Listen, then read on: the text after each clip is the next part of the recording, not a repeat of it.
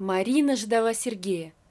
На улице было почти -15, а Сергей, как обычно, опаздывал. Марина уже жутко замерзла и не чувствовала ног и рук. И, как назло, телефон на морозе сел. Даже позвонить было невозможно. Что за техника? Ну ладно, еще 10 минут и ухожу, подумала она. И тут ее внимание привлекла пара. Молодой человек минут 10 назад подошел к памятнику и стоял и ждал кого-то. А сейчас подошла девушка. Он попытался подарить ей цветы, но она их не взяла. Потом они поговорили о чем-то, и девушка ушла. Марии не стало жаль этого парня, ведь на ее глазах его бросила девушка. «Ну где же Сергей?» – подумала она. В очередной раз прошлась туда и обратно и поняла, что ждать она больше не может. И в этот момент к ней подошел этот парень с цветами. «Здравствуйте!» – приветствовал он Марину. «Это вам!» И он протянул Марине букет. «Я его сам собирал. Видите, в нем несколько цветов, они очень нежные, яркие и так красиво сочетаются друг с другом». Неожиданно для себя Марина взяла букет. «Идите домой», — продолжил молодой человек. «На улице холодно, и вы замерзли. Как бы не заболели. Сколько вы ждете?» 40 минут. «Тем более, вы же рискуете своим здоровьем. И сапоги у вас легкие, и пальтишко. Вы у себя одна. Цените себя. Ваш парень точно не стоит того, чтобы ждать его 40 минут». Марина вошла в квартиру. Минут 15 она просто сидела в прихожей, потому что руки не слушались ее, и она никак не могла снять верхнюю одежду. А потом, повесив на вешалку пальто и стащив со своих ног сапоги, она быстро подошла к шкафу и надела все свитера, которые только у нее были, и поставила на кухне чайник. И только через час она наконец-то смогла отогреться и позвонить Сергею. «Сегодня? Разве мы договаривались сегодня? Да нет, солнышко, завтра». «Завтра?» Марина очень удивилась. «Ну, конечно, завтра. Ты перепутала. В час. Не забудь». Марина опустила трубку и расплакалась. Они встречались с Сергеем уже 5 лет. Сергей был завидным женихом, но почему-то стал ухаживать за ней, за Мариной. И в благодарность Марина всегда старалась угодить ему. Одевалась, как он любил, во все эти модные сапоги и туфли на высоченных каблуках, модные костюмы, которые не очень-то на ней смотрелись. Делала макияж, который нравился ему, на ее взгляд тоже яркий и вызывающий. Да еще и укладывала волосок к волоску свои не очень-то послушные волосы.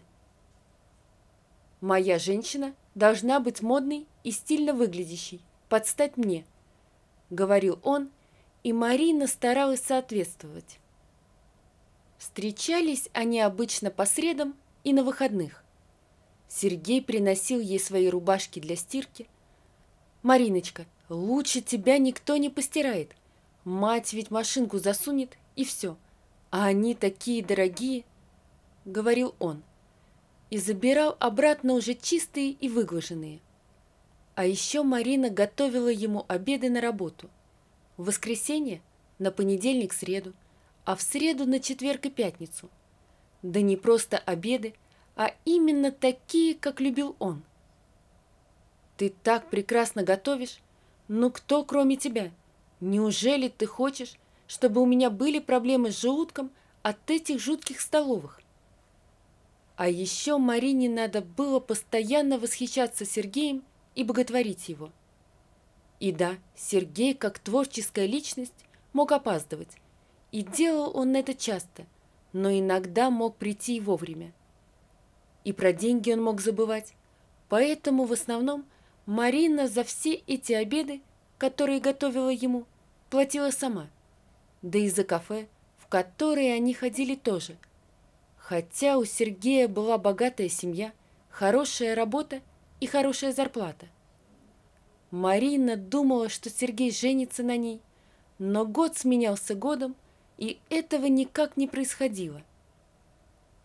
Марина утерла слезы. Ну что с него возьмешь? Включила телевизор и попала на прогноз погоды.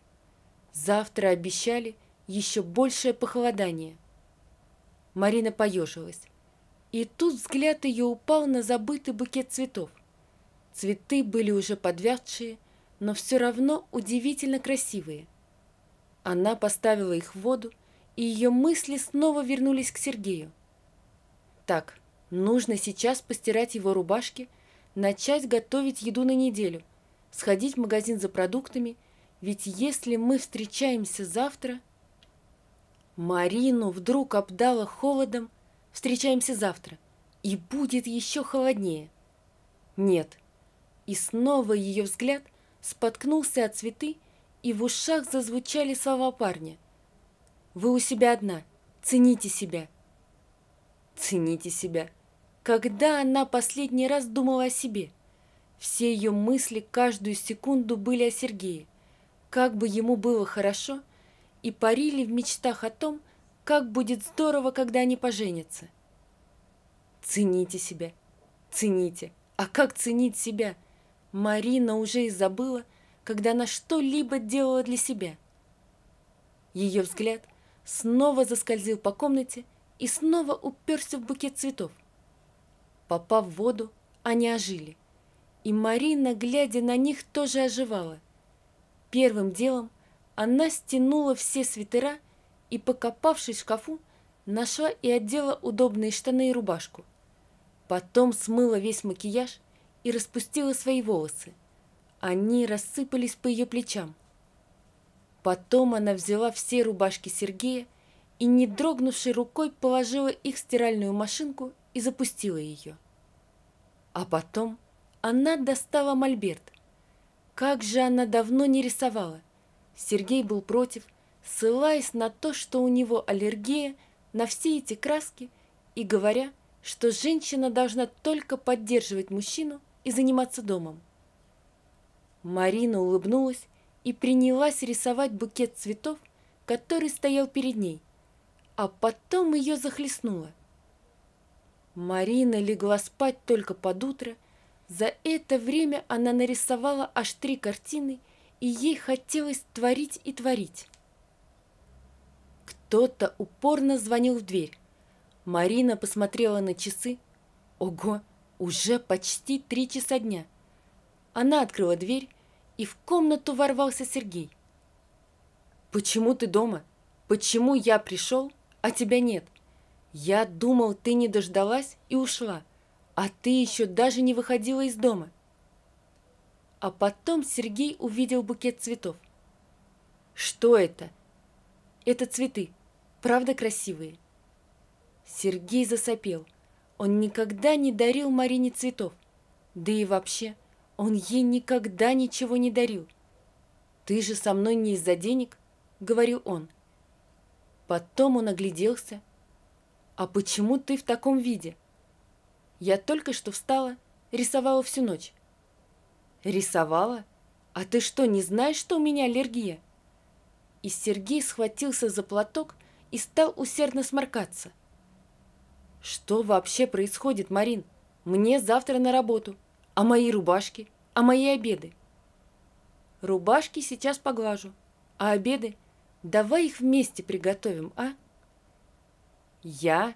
Готовить? Я мужчина, добытчик. Я деньги зарабатываю, а твое дело кухня». «Хорошо, ты добытчик, но ты же мне не даешь денег вообще». «Когда поженимся, тогда буду давать». В голосе Сергея появились примирительные нотки. «А когда мы поженимся?» Марина, наоборот, заводилась все больше и больше. «Когда я решу. Да и вообще, неужели ты со мной из-за денег?» Марина встала, взяла пакет, собрала в него рубашки Сергея и протянула ему. «Вот, пусть мама твоя погладит, а теперь уходи». Мама не погладит так, как... Я сказала, уходи. Ты не понял? Я тебя бросаю. Найди себе другую глупышку. С меня довольно. Прошло 15 лет. Марина стояла на втором этаже огромного выставочного комплекса и смотрела вниз. И зачем я согласилась участвовать? Я ведь не люблю эти мероприятия. Все дочка. Марина улыбнулась. Это она уговорила. Она смотрела на посетителей, как они подходят к картинам, как они рассматривают их. По ним она точно видела, хотят ли они купить или просто праздно шатаются. Вдруг ее внимание привлекла одна смешная пара. Он шел немного впереди, медленно и степенно, а девушка шла немного сзади и, казалось, семенила за ним, как собачка. Они подошли к ее стенду, о чем-то переговорили, и у Марины зазвонил телефон. «Подойди», — сказал ей на том проводе ее помощник. Марина подходила к своему стенду и улыбалась. Она знала, что будет спрашивать ее эта пара.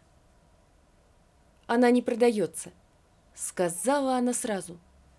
Мужчина повернул голову к ней, и Марина узнала в нем Сергея. «Марина? А я-то думаю, где я видела эту картину?» «Привет. Она не продается, Сереж». Марина бросила взгляд на его спутницу. Та стояла поодаль, у нее была безупречная прическа, яркий макияж, модный костюм и туфли на огромных каблуках. И почему-то очень грустный взгляд. Как же она похожа на ту Марину! «Я заплачу любую сумму». Марина только улыбнулась. «Нет, эта картина – мой талисман. Именно с этой картины началась моя творческая карьера». «Ну нет так нет. До свидания», – бросил он Марине. Сергей шел не оглядываясь, а его спутница семенила за ним. Сергей злился. Ну, конечно, эта картина с этим глупым букетом цветов. Как же ему сразу захотелось взять ее в руки и порезать в клочья. Да и купить ее он хотел именно для этого. Как же он не узнал сразу эту картину? Ведь это же из-за этого букета он испытал унижение и позор. А Марина долго стояла и смотрела вслед этой паре и радовалась, что когда-то давно незнакомый парень подарил ей красивый букет цветов и сказал такие важные слова. Вот такая история, друзья. Напишите, пожалуйста, что вы думаете об этой истории. Не забудьте подписаться на канал и поставить лайк. Всего вам доброго. До свидания.